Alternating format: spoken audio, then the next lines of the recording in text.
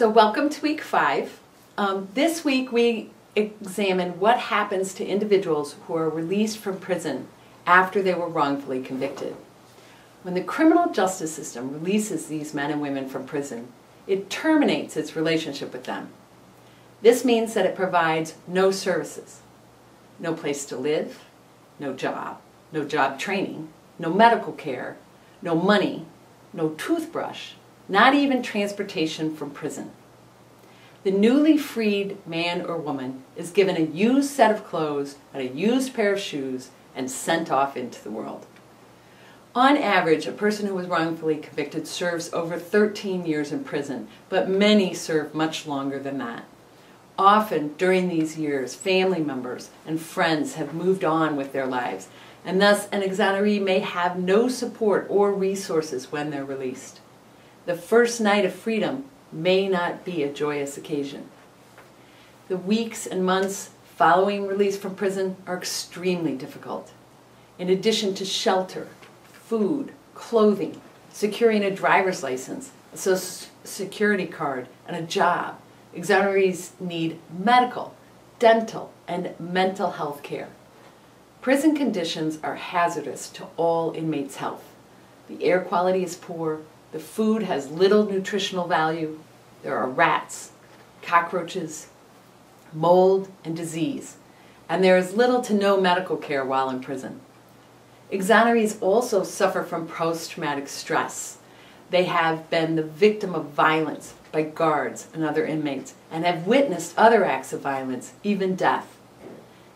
They have struggled to understand how they could be incarcerated for something they did not do. They have lost family members and had to hear about the loved ones' hardships while being unable to assist. They've been absent from the lives of their children and spouses and may have lost their relationships. So the first video for this week explores some of these experiences and issues that exonerees face when they're released from prison after serving years or decades for crimes that they did not commit.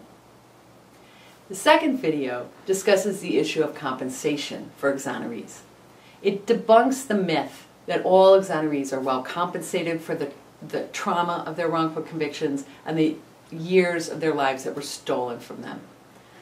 Currently, 30 states and the District of Columbia have some form of compensation statutes, but most of these fail to provide any meaningful compensation.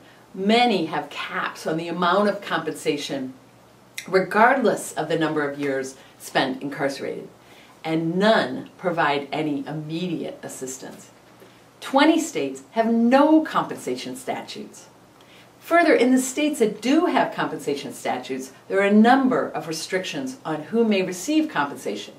Some exclude those who have a prior criminal record, even if they were exonerated on this case.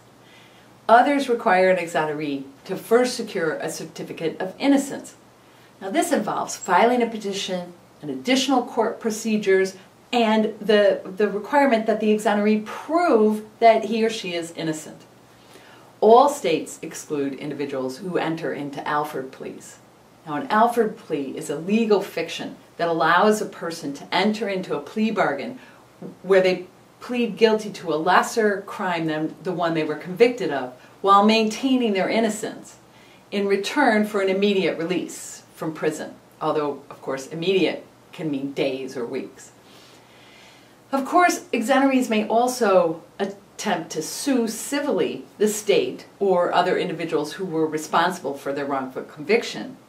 But one problem with this tactic, as we've already discussed when we looked at attempts to hold prosecutors accountable for their misconduct, is that many state actors have immunity from civil suits.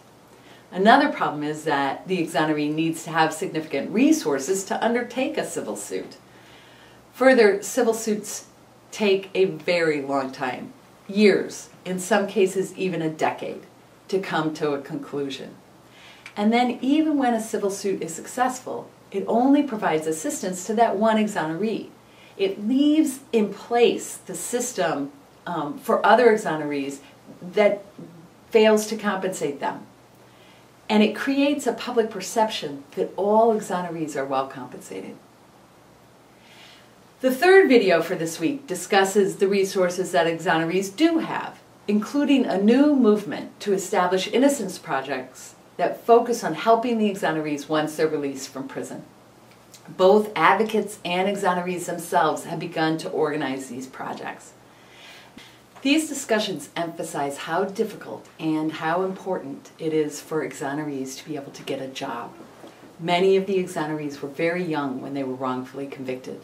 Some were not able to finish high school. They need their GED. They need access to college or technical schools, job training, and an employer who will hire them. It can take years for their conviction to be removed from their records, and this often prevents them from being able to secure work.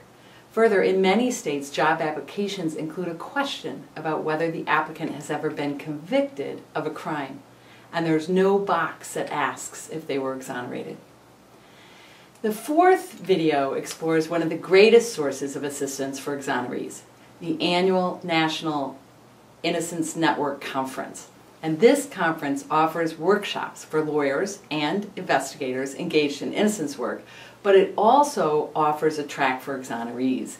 It offers them a chance to come together and to teach each other. There are typically more than 100 exonerees in attendance. They fill the room.